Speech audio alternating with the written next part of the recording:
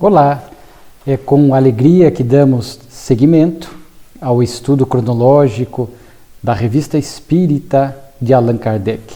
Hoje, fazendo uma reflexão sobre a revista de agosto de 1868, que contém 8 artigos que, como sempre, nos trazem profundas e valiosas reflexões e cada vez mais nos permite ver, identificar a grandeza desse trabalho do nobre codificador que o movimento espírita, infelizmente, ainda conhece muito pouco, mas com o passar do tempo, a revista, eu tenho certeza, vai se tornar mais conhecida do dia a dia do espírita, do estudo, da casa espírita, e ficamos felizes por poder trabalhar na divulgação desse grande trabalho de Allan Kardec.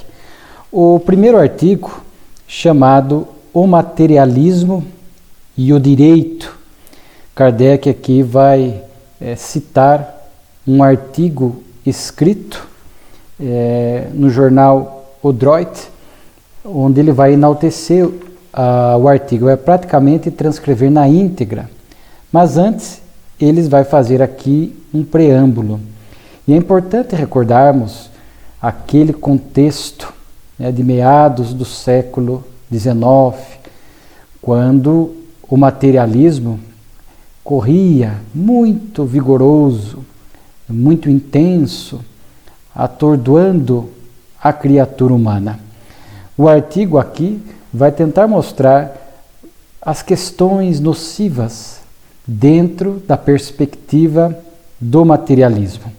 Kardec começa até falando o materialismo, vangloriando-se como não o tinha feito em nenhuma outra época e se apresentando como supremo regulador dos destinos morais da humanidade, teve por efeito apavorar a massa pelas consequências inevitáveis de suas doutrinas para a ordem social.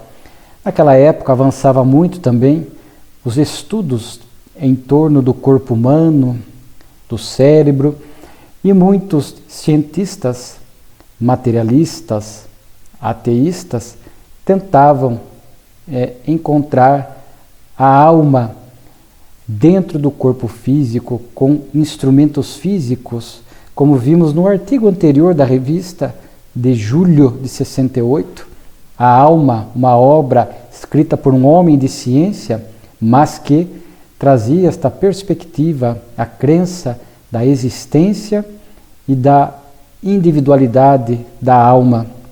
Mas muitos tentavam procurar dessa forma e chegavam à conclusão de que não há nada dentro da criatura humana que comprove a existência da alma. Com instrumentos materiais, não há como se encontrar a alma que nada tem de material com essas características da matéria densa do mundo físico em que vivemos. A alma é, como diz Kardec, um livro dos Espíritos, incorpórea, né? Mas ela é algo. Hoje poderíamos dizer, numa linguagem mais moderna, esta é uma energia muito quintessenciada, que ainda não temos o conhecimento. Mas o que Kardec está chamando aqui a atenção, já nesse primeiro artigo, é do crescimento do materialismo, vigoroso, vangloriando-se como em nenhuma outra época, em razão de afetar a humanidade e trazer estes prejuízos enormes para a ordem social. Conforme o próprio autor do artigo que Kardec aqui vai citar, ele vai deixar claro, dentro inclusive da perspectiva do direito, o quanto o materialismo é, sem dúvida, prejudicial para a criatura humana, para a sociedade, para a ordem social. E isso nós podemos até encontrar, eu me lembrei aqui da questão 685A do Livro dos Espíritos, que justamente trata da terceira parte do Livro dos Espíritos, a Lei do Trabalho, e na nota de Kardec, ao final, ele vai falar aqui para a gente ter uma noção de quanto pessoas, muitas vezes sem valores, não estamos afirmando que todos os materialistas são destituídos de valores morais, mas muitos não têm estímulo algum para se moralizar, para colaborar para a melhoria do meio, da ordem social, porque com a perspectiva de que tudo acaba com a morte, naturalmente que há pouco estímulo, haverá pouco esforço para que o indivíduo que assim pensa possa se esforçar para se moralizar, para promover o bem que exige esforços, mudanças, e muitas vezes com essa perspectiva de uma vida curta, breve, que logo vai se extinguir, há pouco estímulo para que haja este contributo moral maior para o indivíduo e para a sociedade.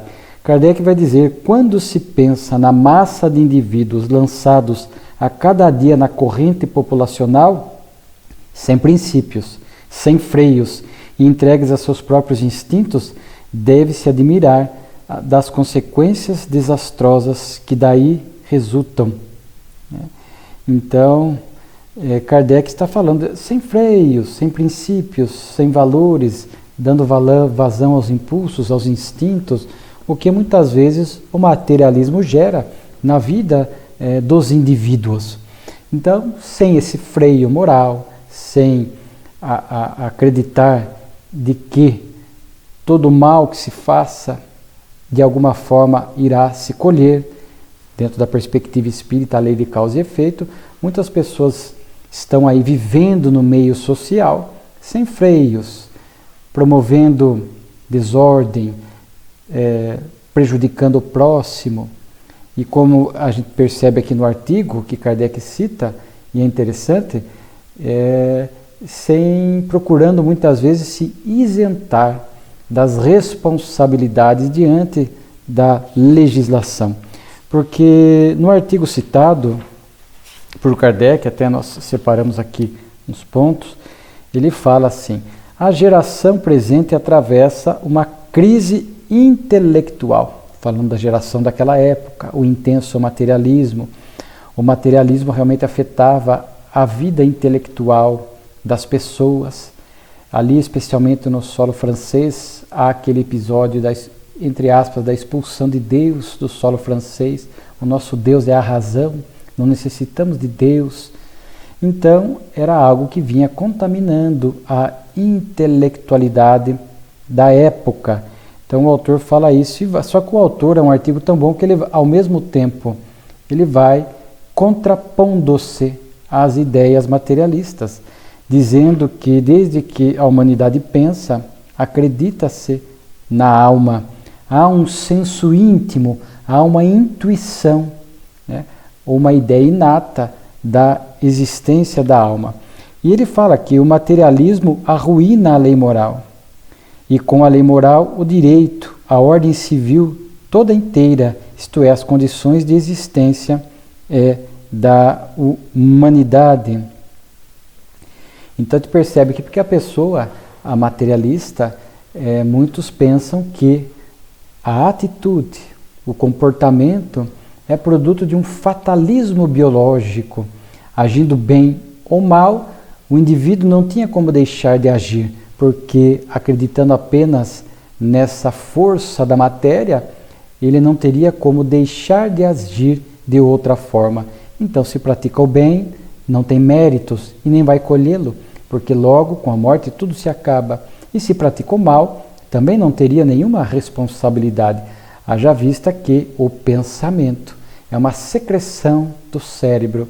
E se o cérebro secretou esse tipo de pensamento que fez com que a pessoa agisse de tal forma, ela não teria nenhuma responsabilidade. Então vejo que o artigo, dentro da perspectiva jurídica materialista, causaria de fato um caos, porque o indivíduo iria ferir a lei penal, iria ferir a lei civil, muitas vezes praticando um crime, de outras vezes descumprindo questões das leis civis, questões contratuais, causando danos, prejuízos inúmeros dentro da relação de consumo, de consumidor, enfim, as implicações são muitas e o indivíduo, dentro dessa perspectiva, tentaria justificar-se nesse sentido de que foi uma fatalidade biológica a forma pela qual ele agiu. Claro que esse tipo de pensamento, de ideia, nunca foi aceita, nem poderia ser acolhida pela legislação, mas fomenta indivíduos que pensam e agem dessa forma, que tentariam, portanto, arruinar a ordem social. E o autor aqui do artigo também fala: quase sempre houve materialistas teóricos ou práticos, quer por desvio do senso comum, quer para justificar baixos hábitos de viver. Então ele apresenta, dá dois exemplos do que se justificaria, né? Um, de que a pessoa é materialista pela imperfeição dela própria, imperfeição espiritual, imperfeição da inteligência, porque não consegue aquilatar e perceber a realidade, a dimensão espiritual, a criação divina, etc. De outras vezes, tentando sustentar os próprios desvios morais, porque uma percepção de Deus, a busca por uma religião, naturalmente faria com que a pessoa tivesse que se esforçar para modificar o seu comportamento. E muitos não estão dispostos e preferem, como mecanismo de fuga, a fim de sustentar as próprias atitudes equivocadas, preferem permanecer, sustentar esta ideia do materialismo. E também nós poderíamos acrescer aqui pessoas que em vidas passadas foram lesadas pela religião, espoliadas pela religião, ou por religiões, isso está na história da humanidade, de forma que o espírito guarda digamos assim, esse dissabor, esse trauma, esse conflito, e para ele a ideia de Deus, a ideia de espiritualidade se aproxima de religião, e ele então tem, sem o saber, o motivo, uma aversão à religião, fazendo com que ele acabe optando por uma vida distante de religiosidade, procurando, muitas vezes, o materialismo. Então, é um artigo bem interessante que fomenta todas essas questões, e o próprio Kardec, aí na sua nota inaugural, antes de citar esse texto do escritor, do jornalista, ele próprio, Kardec, diz: e as crenças espiritualistas não ajudaram muito as crenças do passado, porque distantes da ciência acabam mais fomentando descrença do que crença. Então a ciência veio avançando e veio colocando em xeque muitos pontos que algumas religiões admitiam e insistiam em admitir. Os seus dogmas, os dias da criação, o surgimento do homem, dilúvio de Noé, etc. De forma que, o momento em que a ciência crescia, demonstrando equívocos de determinadas religiões, religiões apegadas, fechadas em seus dogmas, que não abriam mão dessas ideias, faziam com que as pessoas mais buscassem ou se sustentassem no materialismo do que qualquer outra coisa. E aí, naturalmente, que coube ao espiritismo, através da sua fé raciocinada, caminhando de mãos dadas com a ciência, até porque tudo que a ciência de forma unânime descobre, o espiritismo aceita. E o próprio Kardec cita aqui que muitos espíritas, após o conhecimento da doutrina, diziam, né, se houvessem sempre me apresentado um Deus, alma e a vida futura dessa maneira racional, eu jamais teria duvidado, ou seja, jamais teria passado por um período de materialismo, ou de negação, ou de descrença, de forma que a doutrina espírita vem de fato colaborando, e nós vamos encontrar aqui, podendo fazer até uma certa analogia, uma ponte com este artigo que é longo. Nós estamos aqui apenas pincelando alguns pontos. É interessante porque é uma das missões da doutrina espírita. Há uma questão muito bonita também em O Livro dos Espíritos, a questão 799, Lei do Progresso, terceira parte. Por que meios pode o Espiritismo contribuir para o progresso. Resposta dos benfeitores espirituais. Ao destruir o materialismo, que é uma das chagas da sociedade, ele faz os homens compreenderem onde estão seus verdadeiros interesses. Por não estar mais velada pela dúvida, o conhecimento da vida futura será apreendido pelo homem, que entenderá que pode assegurar o seu futuro através do próprio presente. Ao destruir os preconceitos de seita, casta e cor, o Espiritismo ensina aos homens a grande solidariedade que deve uni-los como irmãos. Então, olha que resposta bonita. Então, vem a doutrina espírita por todo o seu arsenal de conhecimento. Repetimos, tudo isso alicerçado na fé raciocinada, que reflete, que questiona, que analisa, vem aceitar estes pontos fundamentais: Deus, a imortalidade da alma, a reencarnação, o intercâmbio espiritual, a pluralidade dos mundos habitados, a necessidade do amor, da educação dos sentimentos.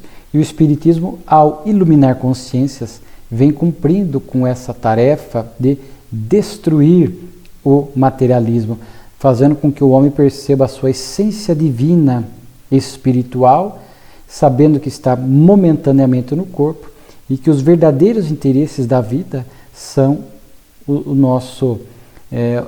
nossos progressos intelectual e moral, fazendo com que possamos nos enxergar como irmãos, porque todos somos filhos de Deus, fomentando daí a prática da fraternidade, da solidariedade e do bem.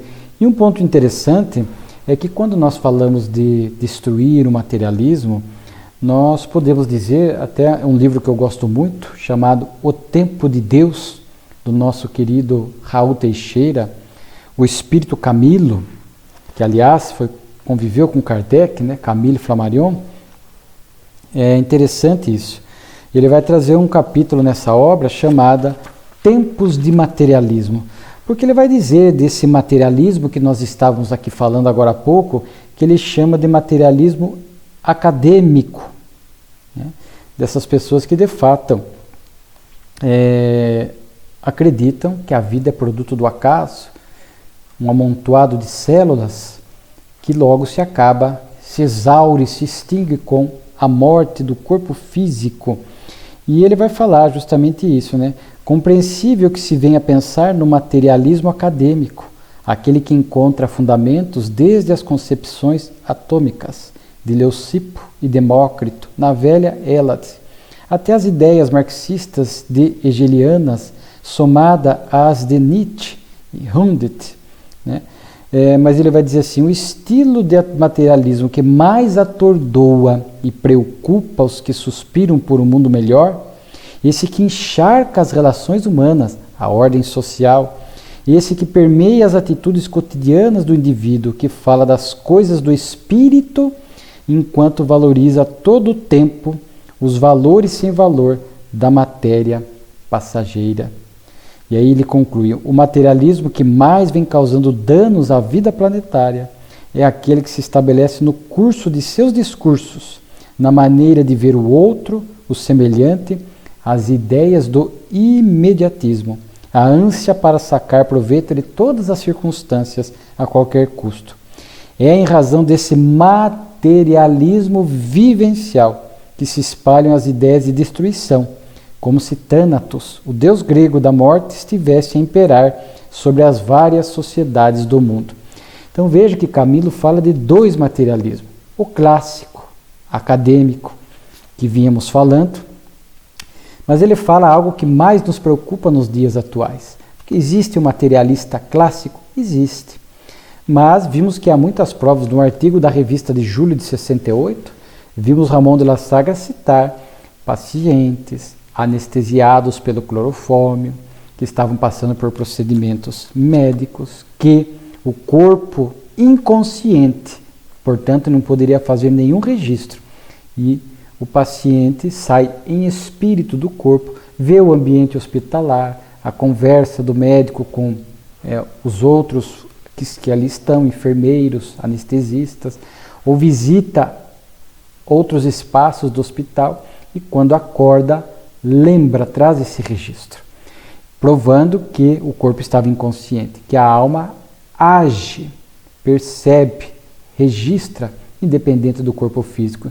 E hoje nós temos estados de quase morte, temos esses tipos de procedimento de pacientes que retornam após esses estados e trazem registros impressionantes que o corpo não poderia ter feito, demonstrando dentro dessa perspectiva científica a existência, a individualidade e a imortalidade da alma. Há pessoas que ainda pensam nesse materialismo acadêmico? Sim. Mas o que mais preocupa, diz Camilo, é justamente esse materialismo, né? Esse materialismo vivencial, né? De pessoas que estão no templo religioso, têm uma crença espiritualista, mas o seu comportamento no dia a dia é de um materialismo vivencial. Veja só que interessante, né? Então a pessoa sabe que a vida continua, sabe da imortalidade da alma, de Deus, mas as suas atitudes desmentem a sua crença. Passam a maior parte do tempo cultuando o corpo, passam a maior parte do tempo dando vazão aos prazeres, aos instintos descontrolados, às paixões desgovernadas e vivem, portanto, esse materialismo comportamental, vivencial, né? Estão no templo falando das coisas espirituais, mas no dia a dia, no cotidiano, no agir, priorizam as coisas materiais. Então temos visto, infelizmente, muito disso na atualidade.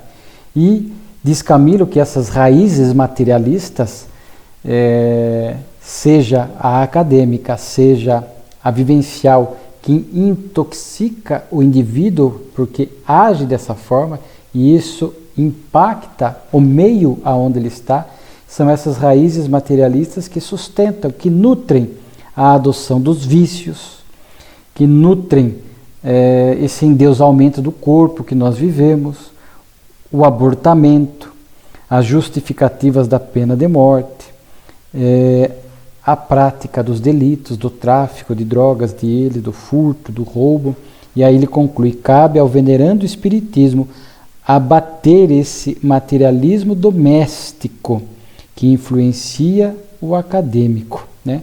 Então Camilo, e logo no capítulo seguinte, também em torno do desconhecimento espiritual, Camilo vai falar desta falta de espiritualidade gerando nessa atualidade almas em convulsão, né?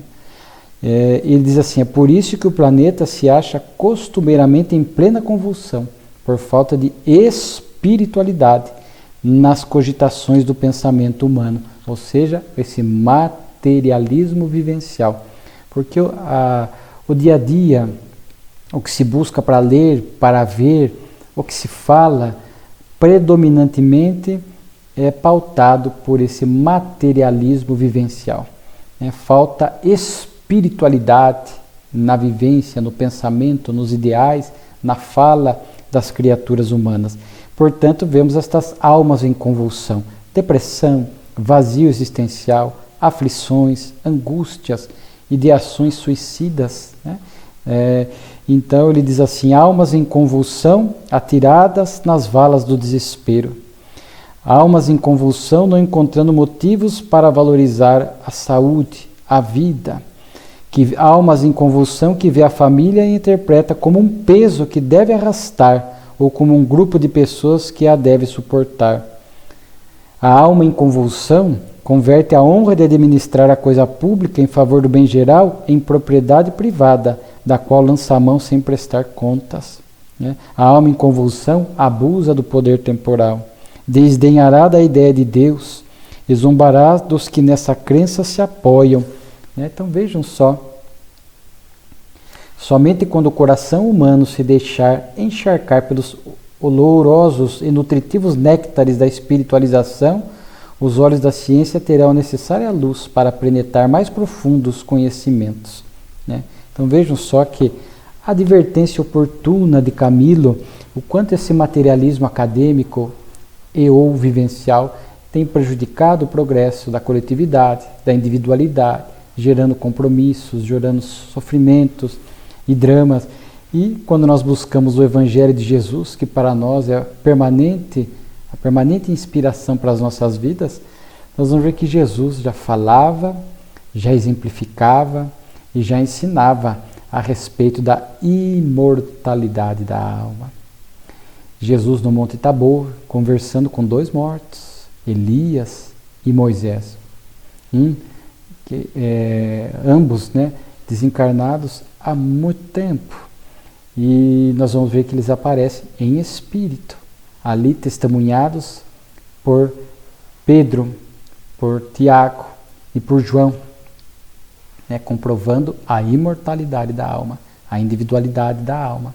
Jesus, após a crucificação, aparecendo durante várias semanas para várias pessoas, em vários contextos, em espírito, coroando o seu evangelho pela glória da imortalidade da alma, que deve suscitar em nós esses néctares da espiritualização, porque se eu sou imortal, a vida física é transitória e a vida do espírito é realmente a permanente. Nós temos que buscar nos moralizar, a nossa conduta tem que ser mais espiritualizada, mais pautada pelo bem, para que possamos aproveitar realmente esses tempos valiosos enquanto estamos aqui na Terra, neste educandário terrestre, matriculados para o nosso progresso intelecto-moral. Então, é um artigo, quando fala de materialismo, sempre muito atual, sempre muito valioso para as nossas reflexões, importantes naquela época, naquele contexto. Talvez mais o materialismo acadêmico e continua importante ainda, hoje, talvez mais pelo materialismo vivencial que observamos em nossa sociedade, em muitas individualidades. Kardec chega aqui com o texto O Jornal La Solidarité, né, a solidariedade, onde ele vai citar aqui, né, um texto elogiando o jornal, porque muitos atacavam, muitos distorciam, muitos eram preconceituosos, e o jornal aqui publica um artigo falando dos fenômenos, né, espirituais, falando das mesas girantes, falando de o que o Espiritismo apresentava, como ele explicava esses fenômenos espirituais das mesas girantes. Então o articulista aqui, ele é bem, ele está destituído de qualquer tipo de má fé, de preconceito em distorcer a doutrina. Fala que muitos pensam que era uma corrente eletromagnética que justificava este movimento das mesas, mas também cita a explicação espírita que por detrás desses movimentos estavam as individualidades espirituais, né? Cita aqui, certamente leu Allan Kardec para citar no artigo, fala do perispírito, né? Então Kardec publica este texto, elogiando o jornal pela iniciativa, esse jornal que ele já havia em outra ocasião elogiado por conta desta isenção de ânimo, né? Só que daí Kardec vai comentar a respeito das mesas girantes, vai comentar que ele diz: o fenômeno das mesas girantes e falantes era conhecido nos tempos de Tertuliano e na China desde tempos imemoriais. Ou seja, os fenômenos espirituais estão presentes na Terra desde que o homem caminha pelo dorso planetário. Não foi que Kardec está querendo dizer aqui que não foi criado pelo Espiritismo, porque muitos ainda achavam e ainda acham que as manifestações espirituais surgiram com o Espiritismo. Basta ver a história da humanidade.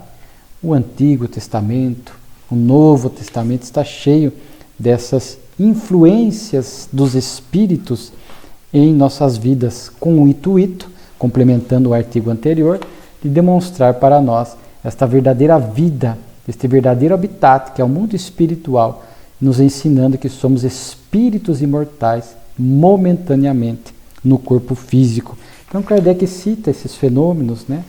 E ele até fala assim, os fenômenos espíritas modernos não começaram pelas mesas, mas pelas pancadas espontâneas, dadas nas paredes e nos móveis, né? Então, também certamente fazendo alusão às irmãs Fox, lá nos Estados Unidos, que foi a faísca inicial em 1848, quando através de pancadas, ruídos, o espírito Charles Rosman ali estava chamando a atenção tinha as meninas médiuns que permitiam esses fenômenos, porque ele ali havia sido morto tempo antes, né, por um antigo proprietário da casa. Então Kardec fala que o fenômeno começou com as pancadas. E quando a gente para analisar os fenômenos, o movimento das mesas por si só, o movimento de objetos por si só, até poderia daria abertura para que se pudesse pensar num fenômeno eletromagnético. Mas, quando as mesas girantes respondiam perguntas mentais que o público presente fazia, uma pancada sim, 2 pancadas não, depois o alfabeto, uma pancada a letra A, 2 pancadas a letra B e assim sucessivamente, aí Kardec pôde perceber que por detrás de um efeito inteligente há uma causa inteligente. Então, a partir do momento que essas mesas começaram a responder perguntas, naturalmente que afastava-se esta ideia de um fenômeno meramente físico, e ali por detrás daquilo estava a influência dos espíritos naquele momento preparatório para a chegada da doutrina espírita na Terra.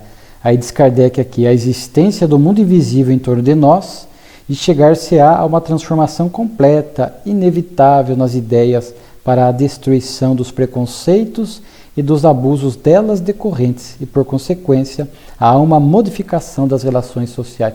Veja que interessante, mais uma vez, Kardec citar, porque são temáticas conectadas. Os espíritos chamando a atenção da humanidade para a nossa essência divina, espiritual, para o verdadeiro sentido da vida, e naturalmente que quando passamos a perceber isso e vamos nos esforçando, o bom combate, como dizia Paulo, para a nossa espiritualização, naturalmente que ao nos melhorar, nós melhoramos as relações sociais onde nós estamos. Um indivíduo que procura se espiritualizar, que tem essa visão correta, ampla da vida e procura somar, procura agir no campo do bem, ali na família, ele vai aprimorar aquela relação.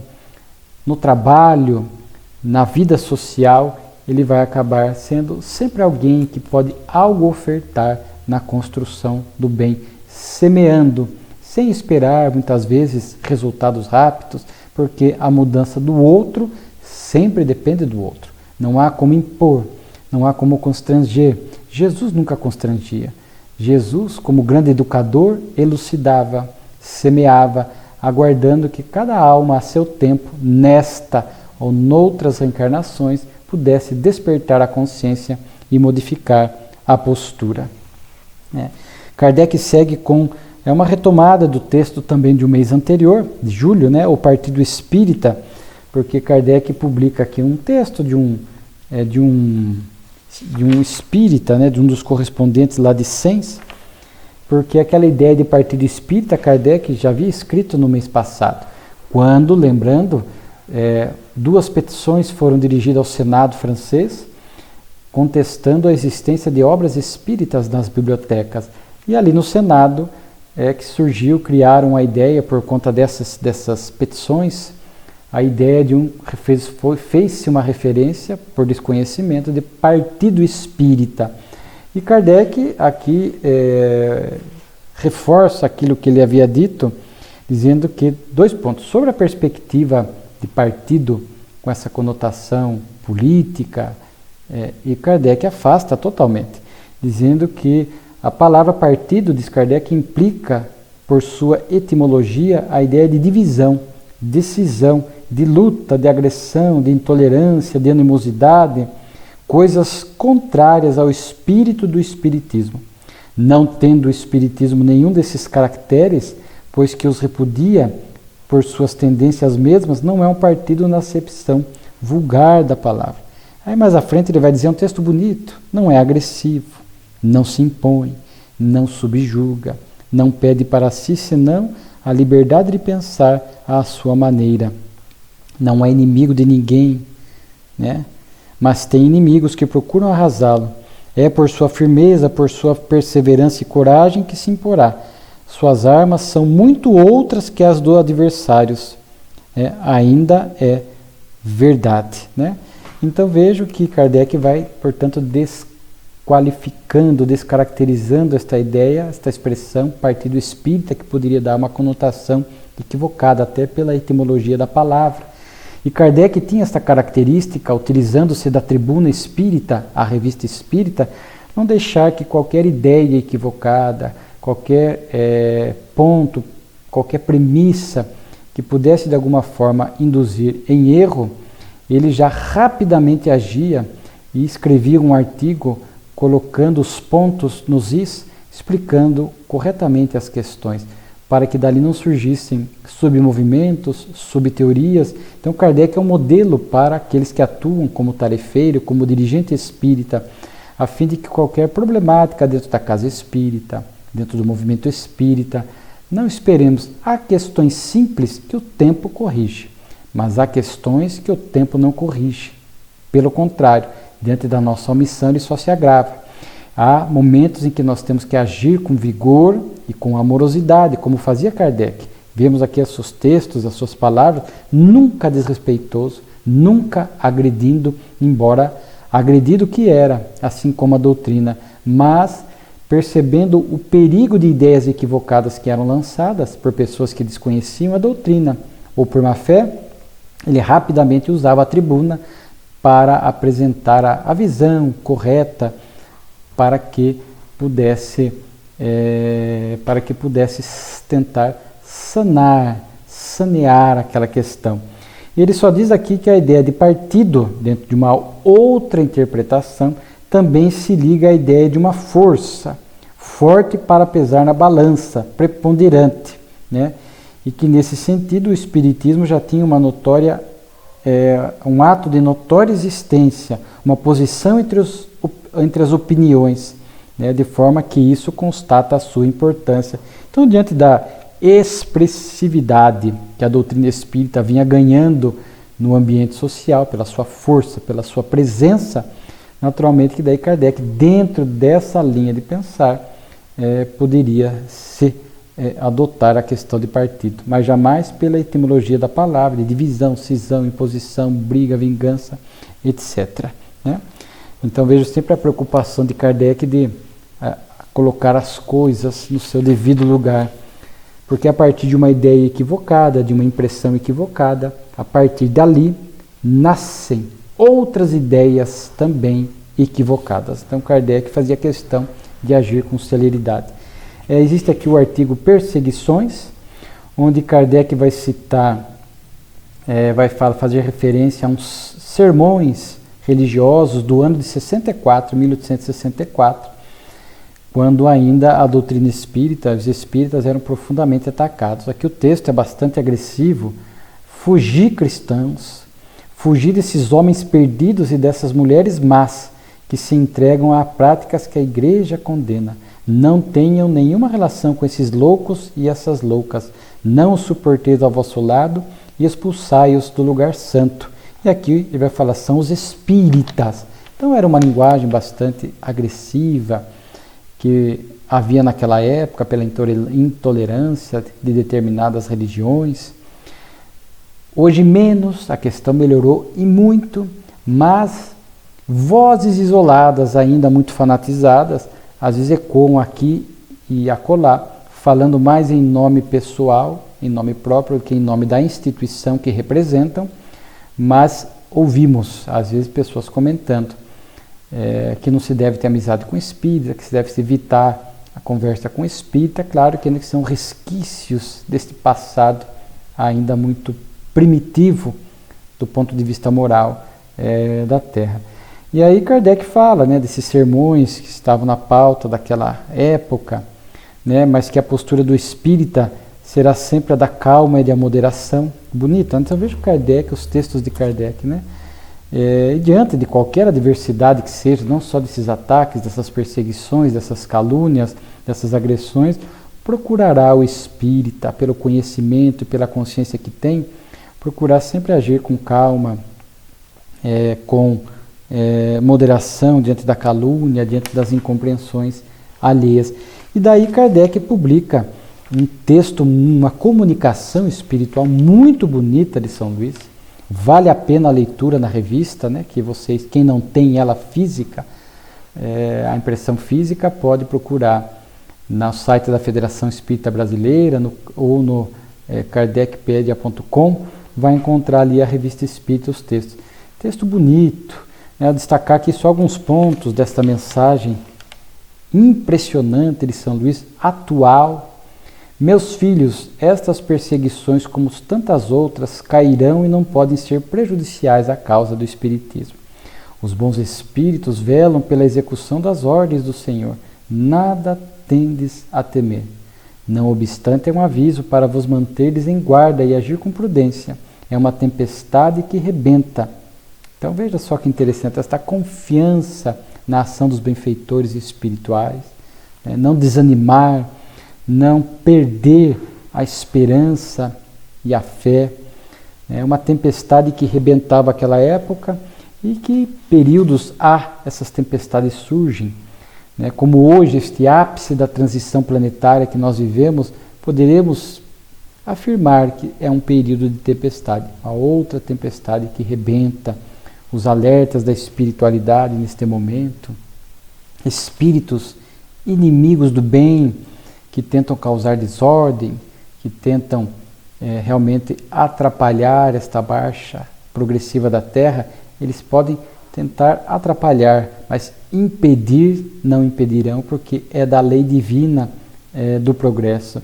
Né? Então, cuidado com essas tempestades. Às vezes são tempestades mais sociais, amplas, coletivas, às vezes tempestades individuais, as nossas tormentas, os nossos conflitos, as nossas lutas íntimas, o homem velho, as velhas tendências, mas conforme o episódio do Evangelho, Jesus acalmando a tempestade, nós sempre vamos encontrar em Jesus, no seu Evangelho, e a doutrina é o cristianismo redivivo, as lições que nos instruem, que nos consolam, que nos confortam, que nos orientam nesses momentos de tempestades coletivas, individuais, familiares, profissionais, para que possamos ter a melhor atitude, mais fiel aos valores do bem.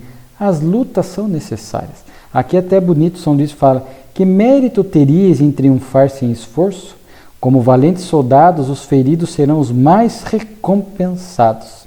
E que glória para os que saírem da luta mutilados e cobertos de honrosas cicatrizes. A luta faz parte.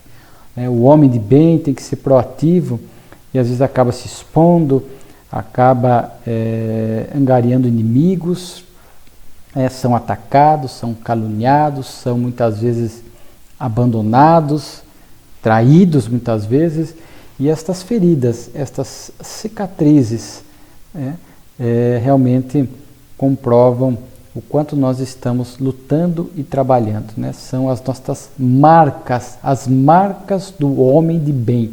Porque muitos que dizem, eu não tenho cicatriz, não tenho ferida, são pessoas que estão muito inertes, escondidas, indiferentes, né? E acabam não indo para o combate, no bom sentido do bom combate íntimo, o bom combate no sentido da semeadura do bem, e às vezes acabam não tendo. O homem de bem ativo, ele acaba tendo estas feridas por conta desses desafios que ele vai enfrentando, e seguindo fiel ao bem, são marcas que demonstram o seu compromisso com o bem.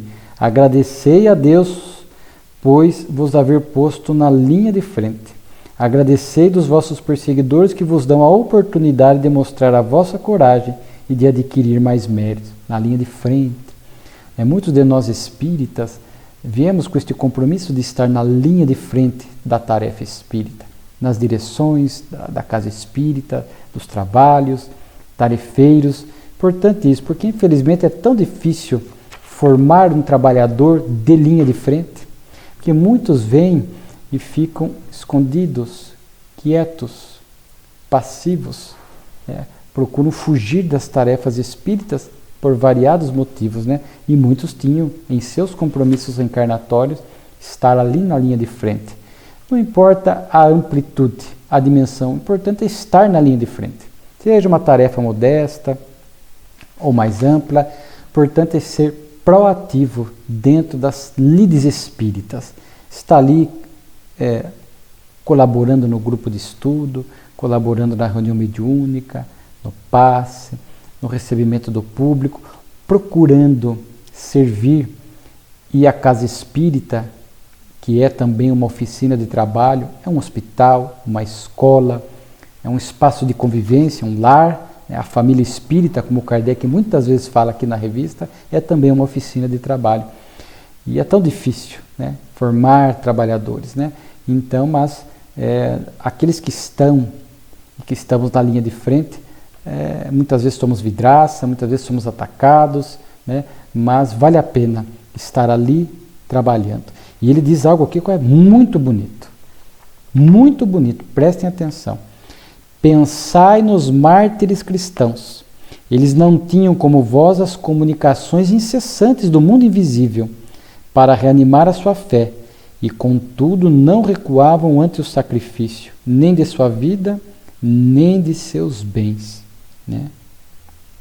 Vossas provas hoje são mais morais do que materiais. Então vejam só, quando a gente olha os mártires cristãos, a literatura espírita narra muitas dessas histórias. Há 2000 anos, 50 anos depois, Ave Cristo, você vê aqueles cristãos que, por amor à causa, por amor ao Cristo, eles estavam ali muito próximos da mensagem de Jesus, décadas, ou ali anos 100, anos 200, 300, estima-se que mais de 1 milhão de cristãos deram a vida pela causa, então eram mais, como diz aqui, provas materiais. Hoje não se pede mais dar a vida física, mas é este compromisso moral, por isso que as provas são mais morais do que materiais. Fidelidade, resignação, paciência, compromisso com o bem, como diz Kardec, a calma, a moderação em qualquer situação. E eles tinham, a gente sabe que os mártires cristãos, conforme as narrativas de Emmanuel em especial, eles tinham as comunicações espirituais. Havia naquelas igrejas primitivas, naqueles encontros nas catacumbas, havia ali a fala contagiante daqueles que comentavam o Evangelho, havia o intercâmbio espiritual, como essas obras mostram, espíritos cristãos que haviam desencarnado, ali estavam inspirando, falando, às vezes os fenômenos espirituais estavam ali muito presentes, consolando, fortalecendo a fé, inspirando, contagiando aquelas pessoas. Mas ele diz aqui, vós hoje tem comunicações incessantes, e nós poderíamos dizer diversificadas. Hoje, nos dias de hoje, quantas obras na literatura espírita, quantas mensagens espirituais trouxe-nos Chico Xavier, Divaldo Franco, Raul Teixeira, Ivone do Amaral Pereira, etc. Quantas?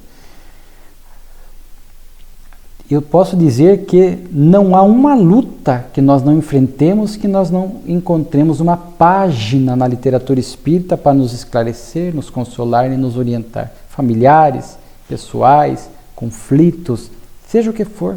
Então hoje nós temos muito mais abundância de comunicações espirituais, de orientações espirituais, milhares de obras espíritas, para que a gente possa buscar uma inspiração, um entendimento, um ânimo, uma inspiração. Os mártires não tinham com esta abundância, como ele diz aqui, e mesmo assim não recuavam. Espera-se de nós também que não recuemos diante dos desafios que a vida nos apresenta e possamos ofertar ali o nosso melhor.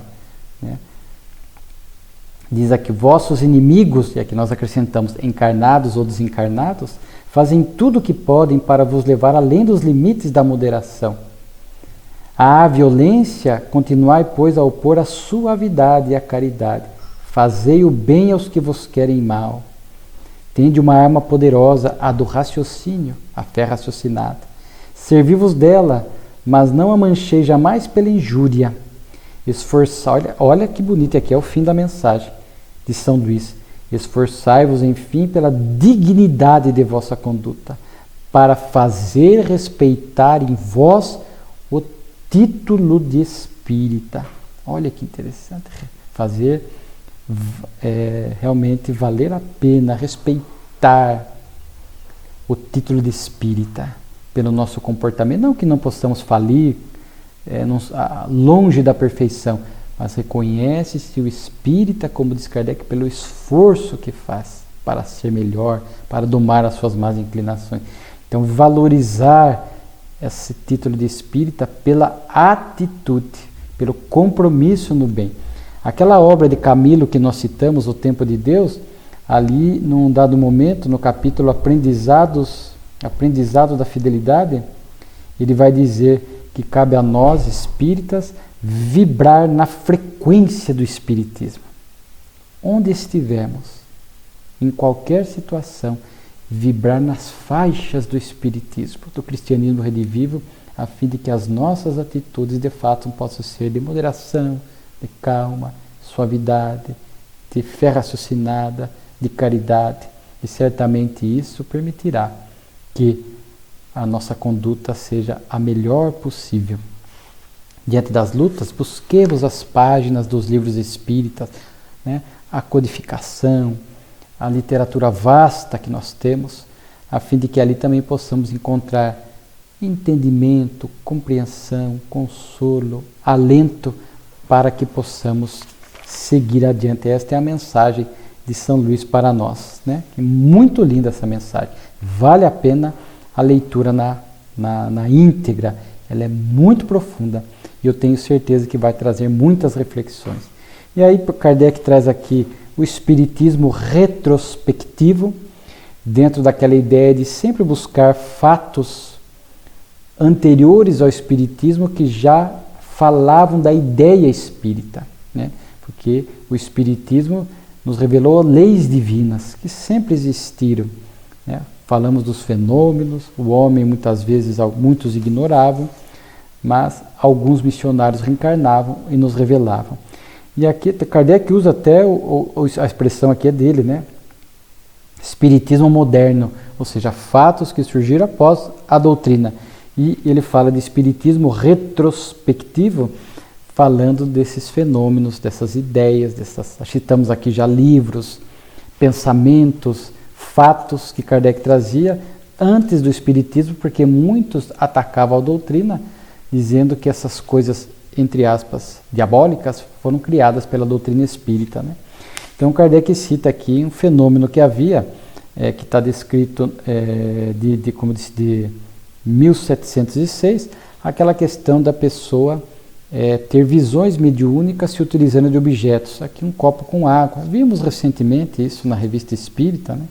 E aqui Kardec, portanto, descreve um fato. Até uma menina de 9 anos, olhando para o copo, pôde ver uma cena à distância, descrever as pessoas que ali estavam presentes, a mobília, tudo isso foi devidamente comprovado a fim de demonstrar estas possibilidades mediúnicas, essas percepções mediúnicas que vão muito além das questões materiais que nós estamos acostumados, né?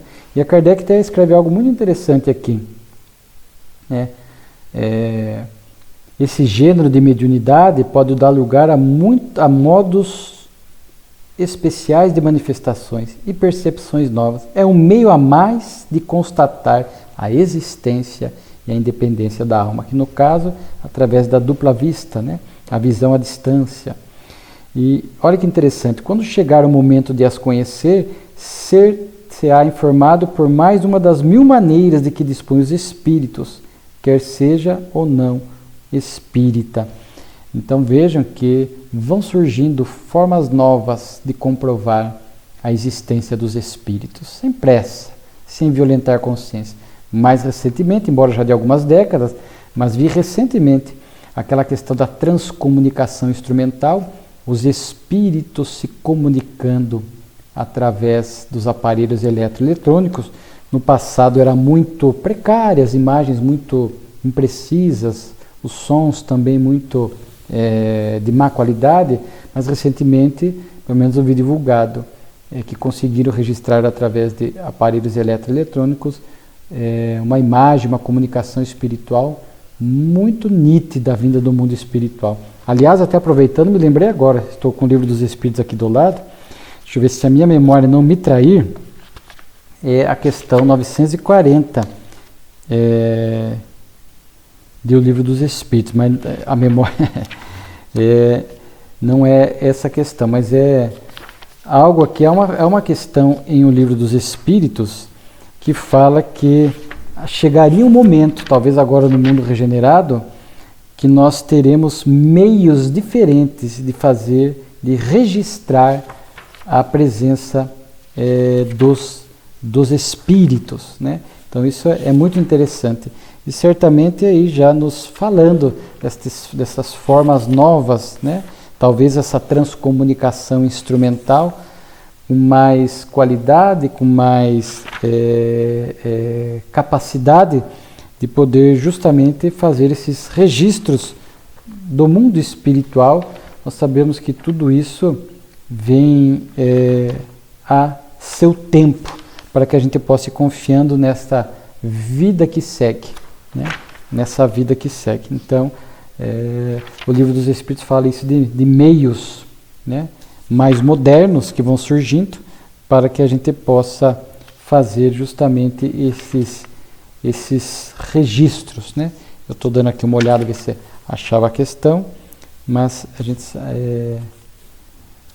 está aqui é uma questão 900 e pouco, né, do Livro dos Espíritos, mas aqui não vou tomar tempo, mas os Espíritos revelam essa possibilidade, né, de que vai acontecer esses registros mais claros, para que não haja dúvida nenhuma da imortalidade, da alma, da continuidade da vida do mundo espiritual, consolando as pessoas, porque ainda há muitas que sofrem com o luto, porque acreditam que talvez nunca mais se encontrem com os seus entes queridos, né?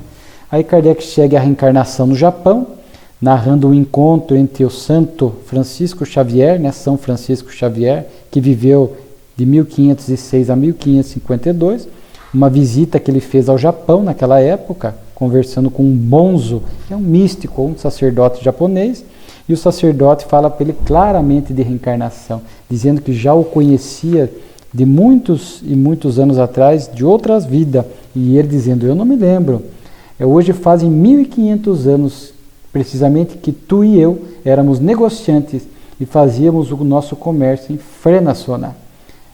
E que te comprei com peças de seda muito barato. Lembra-te? Claro que Francisco Xavier não lembrava, mas o bonzo japonês lembrava. E a gente sabe que uma das religiões que existem no Japão é o budismo, onde há ali a crença da reencarnação. Mas o interessante é esse diálogo, esta ideia da reencarnação já na sociedade japonesa e o fato dele lembrar.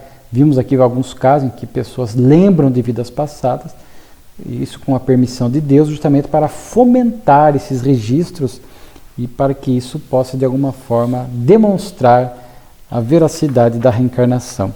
Kardec chega com a carta do senhor Munico, onde ele publica uma carta de um espírita defendendo a doutrina espírita de um ataque, né? Então é um texto bonito, ele publica.